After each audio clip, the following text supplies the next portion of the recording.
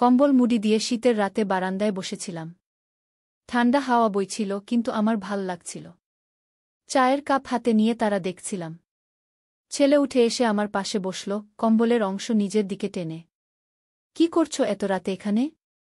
কিছু না, শুধু আকাশ দেখছি, আমি বললাম। আকাশে কি দেখছ? সে জিজ্ঞেস করল। তারা, চাঁদ।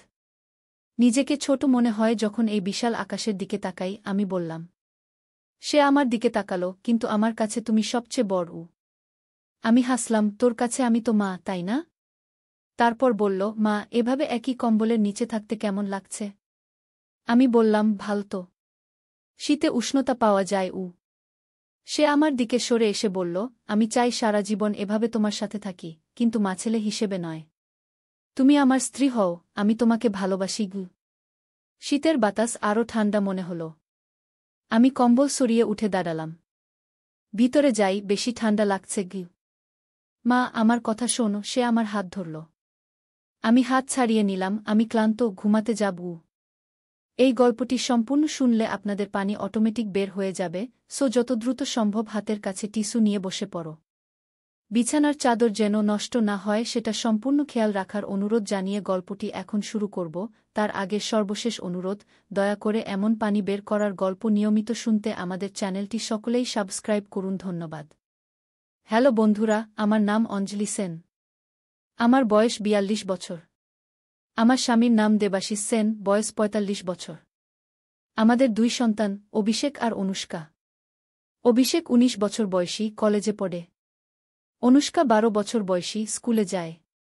আমাদের পরিবার সাধারণত খুব শান্তিপূর্ণ ছিল। দেবাশিস একটি সফটওয়্যার কোম্পানিতে উচ্চপদে কাজ করে, আর আমি একটি স্কুলে শিক্ষিকা হিসেবে কাজ করি। আমাদের জীবন নিয়মিত ছন্দে চলছিল সেই রাতটি আসার আগে পর্যন্ত। সেদিন ছিল শীতের মাঝামাঝি সময়, ডিসেম্বরের মাঝামাঝি। বাইরে বেশ ঠান্ডা, আমরা সবাই বাড়িতে ছিলাম। অভিষেক তার রুমে পড়াশোনা করছিল, অনুষ্কা তার বান্ধবীর বাড়িতে গিয়েছিল রাতে থাকার জন্য। দেবাশিস সেদিন একটু আগেই অফিস থেকে ফিরেছে, সে ছিল আমাদের শোবার ঘরে। আমি রাতের খাবার রান্না করার জন্য রান্নাঘরে ছিলাম। বাইরে ঝিরঝির বৃষ্টি হচ্ছিল, মাঝে মাঝে বিদ্যুৎ চমকাচ্ছিল। এমন সময় আমার মোবাইলে একটা মেসেজ আসল। আমি মোবাইল চেক করে দেখলাম যে নম্বরটা অচেনা। মেসেজে লেখা ছিল, তোমার স্বামী কোথায় আছে জানো? কার সাথে আছে জানো? আমি অবাক হয়ে গেলাম। এই মেসেজটা কে পাঠিয়েছে? কেন? দেবাশিস তো ঘরেই আছে। আমি মেসেজটা ইগনোর করে রান্না করতে লাগলাম। কিছুক্ষণ পরে আরেকটা মেসেজ এলো, তোমার স্বামী ৬ মাস ধরে আমার সাথে সম্পর্কে আছে। তুমি কিছু জানো না? আমার হাত থেকে ছুরিটা পড়ে গেল। আমি আবার মেসেজটা পড়লাম। এটা কি কোনো ভুল নম্বরে মেসেজ এসেছে? নাকি এটা কারো রসিকতা? দেবাশিস তো এমন কিছু করতে পারে না। আমি চিন্তা করছিলাম কি করব, এমন সময় তৃতীয় মেসেজটা এলো, বিশ্বাস না হলে তোমার স্বামীর ফোন চেক করো। আমার মাথাটা ঘুরতে লাগল। আমি আস্তে আস্তে শোবার ঘরের দিকে হাঁটলাম। দরজাটা আধখোলা ছিল। দেবাশিস বাথরুমে ছিল। তার মোবাইলটা বিছানায় পড়েছিল। কোনো সময় আমি তার ফোন চেক করতাম না, কিন্তু হঠাৎ কি যেন হলো আমার। আমি তার ফোন তুলে নিলাম। স্ক্রিন লক ছিল না। আমি তার মেসেজ ফোল্ডারে গেলাম। সেখানে একটা নাম দেখলাম, সুমিতা গু। আমি ক্লিক করলাম এবং মেসেজগুলো পড়তে শুরু করলাম। আমার নিঃশ্বাস আটকে গেল। সমস্ত মেসেজ ভালোবাসার, গোপন মিটিংয়ের। দেবাশিস এই মহিলার সাথে সম্পর্কে আছে। আমি ভেবেছিলাম আমার জীবন পরিপূর্ণ, এখন দেখছি সবই মিথ্যা। আমার চোখে পানি এসে গেল। এই মুহূর্তে দেবাশিস বাথরুম থেকে বেরিয়ে এলো। সে আমাকে তার ফোন হাতে নিয়ে কাঁদতে দেখে থমকে গেল। অঞ্জলি। সে বলল। এসব কি? আমি জিজ্ঞেস করলাম, আমার কণ্ঠ কাঁপছিল। দেবাশিস কিছু বলতে পারল না। সে শুধু মাথা নিচু করে দাঁড়িয়ে রইল। আমি তার ফোনটা ছুঁড়ে ফেললাম এবং ঘর থেকে বেরিয়ে গেলাম। আমি কোথায় যাব জানতাম না, শুধু চলতে লাগলাম। আমি ড্রয়িং রুমে গিয়ে সোফাতে বসে পড়লাম। আমার সমস্ত শরীর কাঁপছিল। কিছুক্ষণ পরে দেবাশিস ড্রয়িং রুমে এলো। সে আমার পাশে বসতে চাইল, কিন্তু আমি সরে গেলাম। অঞ্জলি, আমি ব্যাখ্যা করতে চাই। কি ব্যাখ্যা করবে তুমি? আমি জিজ্ঞেস করলাম। বলবে যে তুমি আমাকে ৬ মাস ধরে বোকা বানিয়েছ? বলবে যে সব ভালোবাসা মিথ্যা ছিল? না, এটা সেরকম নয়, দেবাশিস বলল। আমি তোমাকে ভালোবাসি, অঞ্জলি। এটা একটা ভুল ছিল। ভুল? 6 মাসের সম্পর্ককে তুমি ভুল বলছ? আমি বললাম। আমি এখন কি করব? আমাদের বাচ্চারা কি করবে? এমন সময় ডোরবেল বাজল।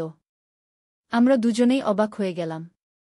রাত প্রায় 1:00টা। কে আসতে পারে এই সময়?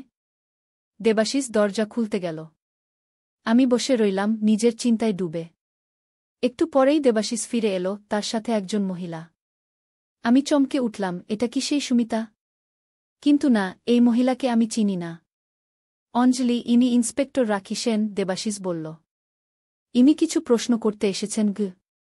আমি উঠে দাঁড়ালাম। কি ব্যাপার? আমি জিজ্ঞেস করলাম। আপনি অঞ্জলি সেন? ইন্সপেক্টর জিজ্ঞেস করলেন। হ্যাঁ, আমি উত্তর দিলাম।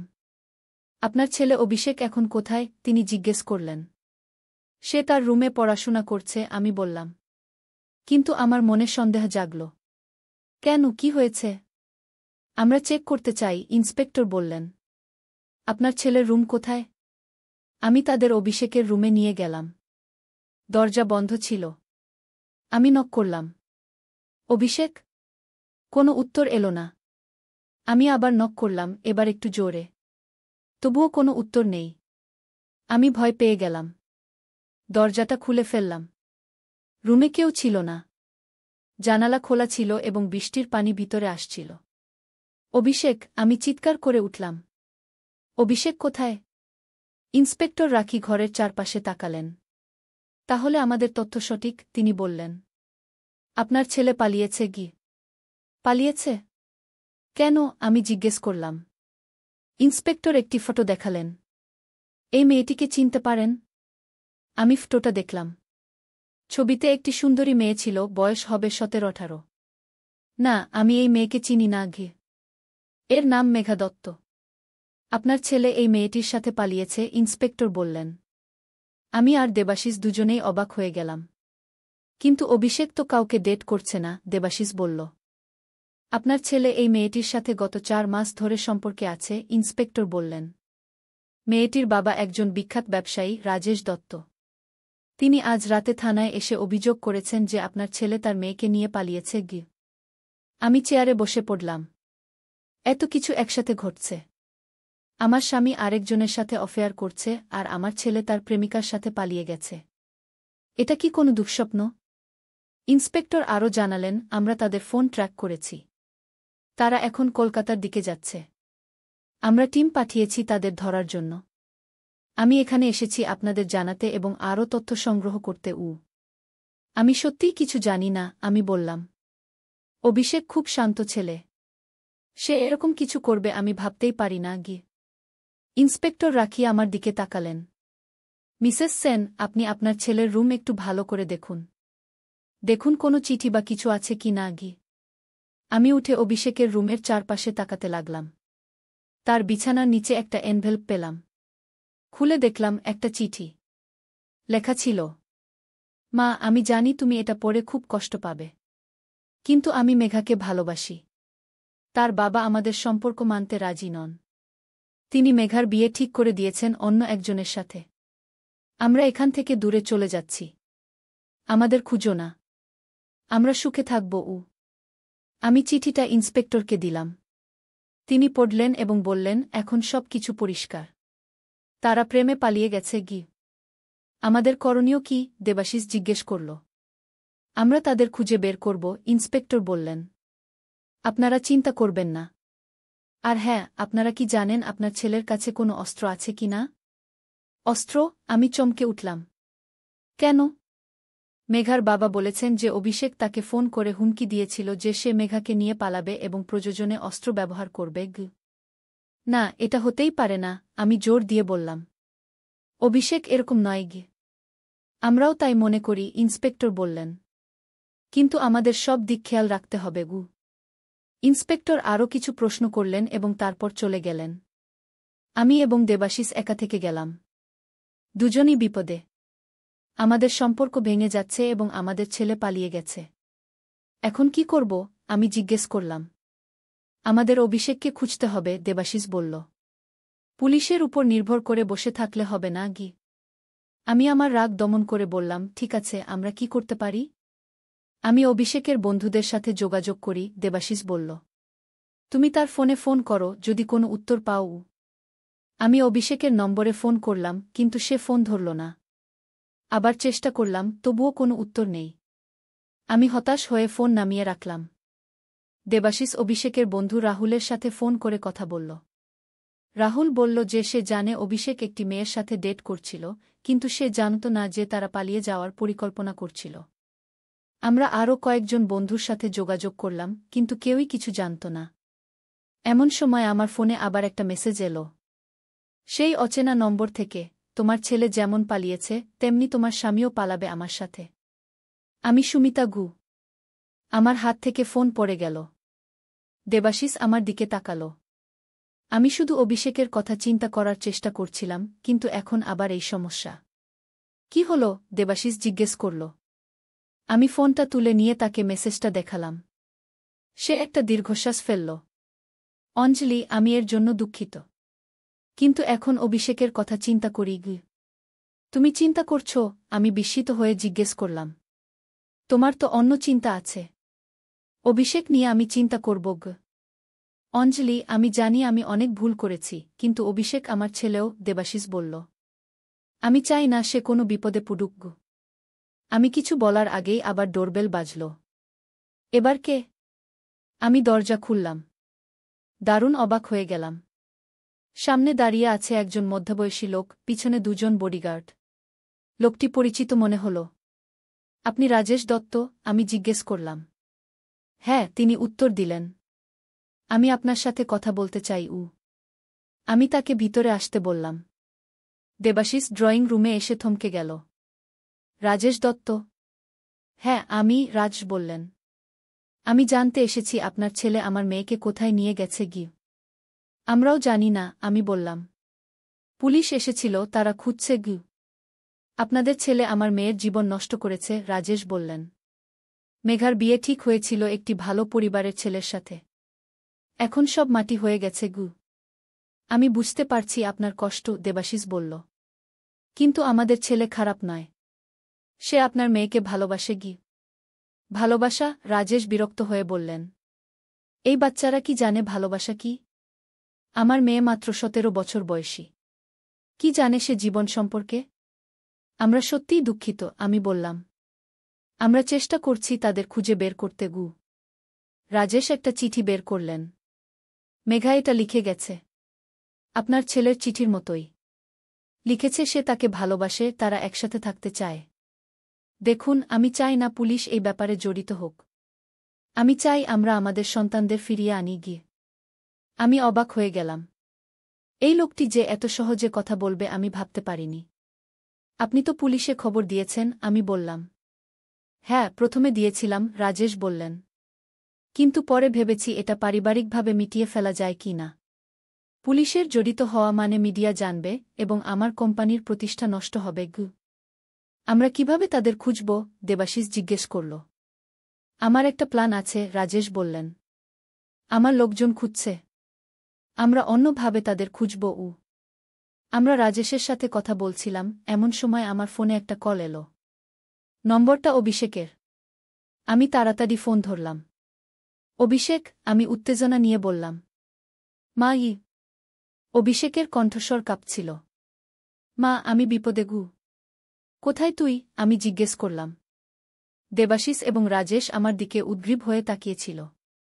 মা, বিশ্বাস করো, আমি মেঘাকে নিয়ে পালাইনি, অভিষেক বলল। আমাদেরকে কিডন্যাপ করা হয়েছে গি। আমি শক খেলাম। কিডন্যাপ? কে করেছে? তোরা কোথায়? আমি জানি না আমরা কোথায়, অভিষেক বলল। এরা দাবি করছে 50 লাখ টাকা। মা? না, লাইন কেটে গেল। অভিষেক? অভিষেক, আমি চিৎকার করে উঠলাম। কিন্তু কোনো উত্তর পেলাম না। আমি দেবাশিস আর রাজেশের দিকে তাকালাম। তাদের মুখেও ভয়ের ছাপ। অভিষেক বলছে তাদেরকে কিডন্যাপ করা হয়েছে। কিডন্যাপাররা 50 লাখ টাকা চাইছে। রাজেশ পাংশু হয়ে গেলেন। শেষ পর্যন্ত এটাই হল। আমার এই ভাই ছিল। মেঘাকে তারা এজন্যই টার্গেট করেছে, আমি বড়লোক বলে গিয়ে। আমরা এখন কি করব? আমি জিজ্ঞেস করলাম। পুলিশে জানাতে হবে, দেবাশিস বলল। না, রাজেশ বাধা দিলেন। পুলিশে জানালে কিডন্যাপাররা রেগে যেতে পারে। আমরা এটা নিজেরাই ডিল করব গো। আমি দ্বিধায় পড়লাম। অভিষেক আমার ছেলে, আমি তার নিরাপত্তা চাই। কিন্তু কিডন্যাপারদের সাথে ডিল করা ঠিক হবে? রাজেশ, আপনি নিশ্চয়ই এরকম পরিস্থিতি আগে ফেস করেননি, আমি বললাম। করিনি, রাজেশ স্বীকার করলেন। কিন্তু আমার একজন বন্ধু করেছিলেন। তাই আমি জানি কিভাবে এটা ডিল করতে হয়। টাকার ব্যবস্থা করতে হবে। আমার কাছে অত টাকা নেই, দেবাশিস বলল। আমার আছে, রাজেশ বললেন। আমি দেব টাকা। শুধু আমাদের ছেলে মেয়েদের ফিরে পেতে হবে গি। আমাদের কথাবার্তা চলছিল, এমন সময় আবার আমার ফোনে মেসেজ এলো।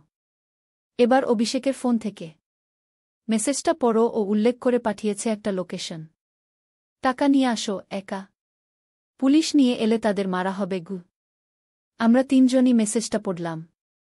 আমি যাব, রাজেশ বললেন। না, এটা আমার ছেলের ব্যাপার, আমি দৃঢ়তার সাথে বললাম। আমি যাব। এটা বিপজ্জনক, দেবাশিস বলল। আমি যাই। না, আমি আবার বললাম। তারা বলেছে আমাকে আসতে। আমি যাব। রাজেশ একটু ভেবে বললেন, ঠিক আছে। আপনি যাবেন, কিন্তু আমার লোকেরা আপনার পেছনে পেছনে যাবে। আপনি ভয় পাবেন না গি। আমি মাথা নাড়লাম। এই বিপজ্জনক কাজ করতে হবে আমার ছেলের জন্য। আমি যে কোনো কিছু করতে রাজি আছি তাকে বাঁচাতে। রাজেশ তার লোকদের ফোন করলেন এবং ঘণ্টাখানেক পরে তারা টাকা নিয়ে এলো। আমরা প্ল্যান করলাম কিভাবে এই অপারেশন চালানো হবে। আমি টাকা নিয়ে যাব, রাজেশের লোকেরা দূর থেকে নজর রাখবে। রাতের বেলায় আমি লোকেশনে গেলাম। এটা ছিল শহরের বাইরে একটা পরিত্যক্ত কারখানা। আমার ভয় করছিল, কিন্তু আমি সাহস করে ভিতরে ঢুকলাম। বাইরে রাজেশের লোকেরা ছিল, তাই একটু নিরাপদ বোধ করছিলাম। কারখানার ভিতরে আমি চারপাশে তাকালাম। কেউ আছে? আমি ডাকলাম। একটা কণ্ঠস্বর শোনা গেল। আমি সেদিকে হাঁটলাম। একটা ছোট ঘরে আমি দুজন মুখোশধারী লোককে দেখলাম। তাদের হাতে গান ছিল। পাশেই অভিষেক এবং মেঘা বসেছিল, হাত বাঁধা অবস্থায়। মা, অভিষেক বলল। অভিষেক, আমি ছুটে যেতে চাইলাম, কিন্তু লোকটি আমাকে বাধা দিল। আস্তে, সে বলল। আগে টাকা দাও। আমি ব্যাগ থেকে টাকার প্যাকেট বের করলাম। এই নাও। এখন আমার ছেলেকে ছেড়ে দাও। লোকটি টাকাগুলো নিয়ে গুনতে শুরু করল। আমি অভিষেকের দিকে তাকালাম। সে ঠিক আছে মনে হলো, শুধু ভয় পেয়েছে। মেঘাও ভয়ে কাঁপছিল। টাকা ঠিক আছে, লোকটি বলল। এখন তোমরা যেতে পারো গো। দ্বিতীয় লোকটি অভিষেক এবং মেঘার হাতের বাঁধন খুলে দিল। আমি অভিষেককে জড়িয়ে ধরলাম। ঠিক তখনই চারপাশের শব্দ হল এবং পুলিশ ঢুকে পড়ল। হাত উপরে তোলো। পুলিশ! আমি অবাক হয়ে গেলাম। রাজেশ তো বলেছিল পুলিশ না ডাকার জন্য। তাহলে এরা এলো কিভাবে? কিডন্যাপাররা পালানোর চেষ্টা করল, কিন্তু পুলিশ তাদের ধরে ফেলল। ইন্সপেক্টর রাখি সেন ভিতরে এলেন। অঞ্জলি, তোমরা ঠিক আছো? তিনি জিজ্ঞেস করলেন। আমরা ঠিক আছি, আমি বললাম। কিন্তু আপনারা জানলেন কিভাবে? তোমার স্বামী আমাদের ফোন করেছিলেন, ইন্সপেক্টর রাখি বললেন। দেবাশিস, আমি অবাক হলাম। হ্যাঁ, তিনি আমাদের সব জানিয়েছিলেন, রাখি বললেন। আমরা লুকিয়েছিলাম। রাজেশবাবুর লোকদের সাথে কোঅর্ডিনেট করে গি। আমরা সবাই থানায় গেলাম। সেখানে দেবাশিস এবং রাজেশ উদ্বিগ্ন মুখে অপেক্ষা করছিলেন। আমি, অভিষেক এবং মেঘাকে দেখে তাদের মুখে স্বস্তির ভাব ফুটে উঠল। রাজেশ মেঘাকে জড়িয়ে ধরলেন। মেঘা, তুমি ঠিক আছো তো? হ্যাঁ বাবা, মেঘা বলল। তার চোখে জল। দেবাশিস আমার কাছে এলো। অঞ্জলি, আমি খুব ভয় পেয়েছিলাম গু। আমি কিছু বললাম না। এখনও আমার মনে আছে তার বিশ্বাসঘাতকতার কথা। থানায় বসে আমরা জানতে পারলাম ঘটনার পুরো বিবরণ। কিডন্যাপাররা দুজন ছিল ড্রাগ অ্যাডিক্ট, তারা টাকার জন্য এই অপরাধ করেছিল। তারা দেখেছিল অভিষেক এবং মেঘা একসাথে আছে এবং জানত যে মেঘার বাবা বড়লোক। তাই তারা এই প্ল্যান করেছিল। কিন্তু তারা কিভাবে জানত যে অভিষেক এবং মেঘা একসাথে? আমি জিজ্ঞেস করলাম। তারা মেঘার স্কুলের কাছে ওয়াচ করত, ইন্সপেক্টর বললেন। এবং দেখেছিল অভিষেক প্রায় মেঘাকে নিতে আসত। আমরা ভাগ্যবান যে তারা শুধু টাকাই চেয়েছিল, আমাদের সন্তানদের কোনো ক্ষতি করেনি, রাজেশ বললেন। হ্যাঁ, আমি বললাম। কিন্তু অভিষেক এবং মেঘা আসলে কি পালাচ্ছিল? নাকি এটাও কিডন্যাপারদের ষড়যন্ত্র? সবাই অভিষেক এবং মেঘার দিকে তাকাল। অভিষেক মাথা নিচু করে বলল, হ্যাঁ, আমরা পালাচ্ছিলাম। কিন্তু আমরা বাড়ি থেকে সবে বেরিয়েছি, তখনই এই লোকগুলো আমাদের ধরে নিয়ে যায়। কেন পালাচ্ছিলে তোমরা? রাজেশ মেঘাকে জিজ্ঞেস করলেন। মেঘা কাঁদতে কাঁদতে বলল, বাবা, আমি অভিষেককে ভালোবাসি। তুমি আমার বিয়ে ঠিক করে দিয়েছ অন্য কারো সাথে। আমি সেটা চাই না। রাজেশ একটা দীর্ঘশ্বাস ফেললেন। মেঘা, তুমি এখনো ছোট। তুমি জানো না কি ভালো কি খারাপ। বাবা, আমি এখন ছোট নই, মেঘা জোর দিয়ে বলল। আমি জানি আমি কাকে ভালোবাসি। রাজেশ চুপ করে গেলেন। তিনি দেবাশিসের দিকে তাকালেন এবং বললেন, আপনার ছেলের মতলব কি? সে কি আমার মেয়েকে ভালোবাসে নাকি শুধু আমার টাকার জন্য? অভিষেক জবাব দিল, আঙ্কেল, আমি মেঘাকে সত্যিই ভালোবাসি। আমি জানতাম না আপনি কত বড়লোক। আমি যখন জানলাম তখন ভয় পেয়ে গেলাম যে আপনি আমাকে গ্রহণ করবেন না। তাই আমরা পালানোর সিদ্ধান্ত নিয়েছিলাম। রাজেশ কিছুক্ষণ ভাবলেন। তুমি কি পড়ো? আমি ইঞ্জিনিয়ারিং পড়ি, স্যার। তোমার লক্ষ্য কি? আমি একজন সফটওয়্যার ইঞ্জিনিয়ার হতে চাই। আমার নিজের স্টার্টআপ করার স্বপ্ন আছে। রাজেশ আরও কিছু প্রশ্ন করলেন অভিষেককে। তারপর বললেন, দেখি তুমি কেমন ছেলে। আমি মেঘাকে নিয়ে যাচ্ছি। আমরা পরে আবার কথা বলবো এই বিষয়ে। সবাই থানা থেকে বের হল। রাজেশ এবং মেঘা চলে গেল। আমি, দেবাশিস এবং অভিষেক বাড়ি ফিরলাম। অনুষ্কা বাড়িতে এসেছিল, সে খুব ভয় পেয়েছিল যখন জানল কি ঘটেছে। বাড়িতে ফিরে আমরা সবাই অনেক ক্লান্ত ছিলাম। অভিষেক তার রুমে চলে গেল। আমি এবং দেবাশিস একা থাকলাম। আমাদের কথা বলতে হবে, দেবাশিস বলল। আমি মাথা নাড়লাম। এখন আমি কথা বলার মুডে ছিলাম না। অঞ্জলি, আমি জানি তুমি আমাকে ক্ষমা করবে না, দেবাশিস বলল। কিন্তু আমি তোমাকে একটা কথা বলতে চাই। কি? আমি বিরক্ত হয়ে জিজ্ঞেস করলাম। সুমিতা কোনো বাস্তব ব্যক্তি নয়, দেবাশিস বলল। আমি থমকে গেলাম। কি বলছো তুমি? আমি তোমাকে টেস্ট করছিলাম, দেবাশিস বলল। আমি একটা ফেক অ্যাকাউন্ট খুলেছিলাম এবং নিজের সাথে মেসেজ করেছিলাম। কি? আমি বিশ্বাস করতে পারছিলাম না। কেন? আমি দেখতে চেয়েছিলাম তুমি আমাকে কতটা বিশ্বাস করো, দেবাশিস বলল। আমি জানতাম যে তুমি আমার ফোন চেক করবে। আমি হতবাক হয়ে তার দিকে তাকিয়ে রইলাম। তুমি পাগল? আমাদের সম্পর্ক নিয়ে এরকম খেলা করলে? হ্যাঁ, আমি ভুল করেছি, দেবাশিস স্বীকার করল। কিন্তু আমি তোমাকে কখনো ধোঁকা দেইনি, অঞ্জলি। আমি শুধু তোমাকে ভালোবাসি। আমি এত রাগ করেছিলাম যে কথা বলতে পারছিলাম না। এত কিছু ঘটেছে আজ রাতে, আমার মাথা ঘুরে যাচ্ছিল। আমি ঘুমাতে যাচ্ছি, আমি শেষে বললাম। এখন আমি কিছু ভাবতে পারছি না। পরের দিন সকালে ঘুম থেকে উঠে আমি দেখলাম দেবাশিস সোফায় ঘুমিয়ে আছে। আমি অনুষ্কাকে স্কুলে পাঠিয়ে দিলাম এবং অভিষেকের রুমে গেলাম। সে ঘুমাচ্ছিল। গতরাতের ঘটনা তাকে ক্লান্ত করে ফেলেছে। আমি চা বানালাম এবং বারান্দায় গিয়ে বসলাম। কালকের সেই রাতের মতোই আমি চায়ের কাপ হাতে নিয়ে আকাশের দিকে তাকিয়েছিলাম। দেবাশিস উঠে আমার পাশে এসে বসল। ঘুম হল? হ্যাঁ, আমি উত্তর দিলাম তার দিকে না তাকিয়ে। অঞ্জলি, আমি তোমার থেকে ক্ষমা চাইছি, দেবাশিস বলল। আমি যা করেছি তা ঠিক ছিল না। আমি চুপ করেছিলাম। তুমি কি আমাকে ক্ষমা করবে? দেবাশিস জিজ্ঞেস করল। আমি তার দিকে তাকালাম। জানি না। তুমি আমাকে খুব আঘাত করেছ। আমি জানি, দেবাশিস বলল। কিন্তু আমি প্রতিজ্ঞা করছি এরকম আর কখনো করব না। আমি দীর্ঘশ্বাস ফেললাম। সময় লাগবে, দেবাশিস। আমি এখনই বলতে পারব না। ঠিক আছে, দেবাশিস বলল। আমরা চুপচাপ বসেছিলাম। হঠাৎ দরজার বেল বাজল। দেবাশিস দরজা খুলতে গেল। আমি দেখলাম রাজেশ এবং মেঘা এসেছে। গুড মর্নিং, রাজেশ বললেন। একটু কথা বলতে এসেছি। আমরা তাদের বসার ঘরে নিয়ে গেলাম। অভিষেক তখনও ঘুমাচ্ছিল। আমি মেঘার সাথে অনেক কথা বলেছি, রাজেশ বললেন। সে বলছে সে সত্যিই অভিষেককে ভালোবাসে। হ্যাঁ বাবা, মেঘা বলল। আমি সত্যিই ওকে ভালোবাসি। রাজেশ একটা দীর্ঘশ্বাস ফেললেন। দেখুন, আমি আমার মেয়েকে সুখী দেখতে চাই। যদি সে অভিষেককে নিয়ে সুখী হয় তাহলে আমি আমার আপত্তি তুলে নিচ্ছি গু। আমি এবং দেবাশিস একে অপরের দিকে তাকালাম। সত্যি? দেবাশিস জিজ্ঞেস করল। হ্যাঁ, রাজেশ বললেন। তবে আমার কিছু শর্ত আছে। প্রথমত, তারা এখন বিয়ে করবে না। মেঘাকে আগে পড়াশোনা শেষ করতে হবে। দ্বিতীয়ত, অভিষেককে আমার কোম্পানিতে ইন্টার্ন হিসেবে কাজ করতে হবে। আমি দেখতে চাই সে কেমন কাজ করে কি। এটা খুব ভালো প্রস্তাব, দেবাশিস বলল। আমি নিশ্চিত অভিষেক রাজি হবে গু। এমন সময় অভিষেক ঘুম থেকে উঠে এসেছিল। সে রাজেশ এবং মেঘাকে দেখে অবাক হল। মেঘা? আঙ্কেল? মেঘা উঠে গিয়ে অভিষেকের কাছে গেল। অভিষেক, বাবা রাজি হয়েছেন। তিনি আমাদের সম্পর্ক মেনে নিয়েছেন।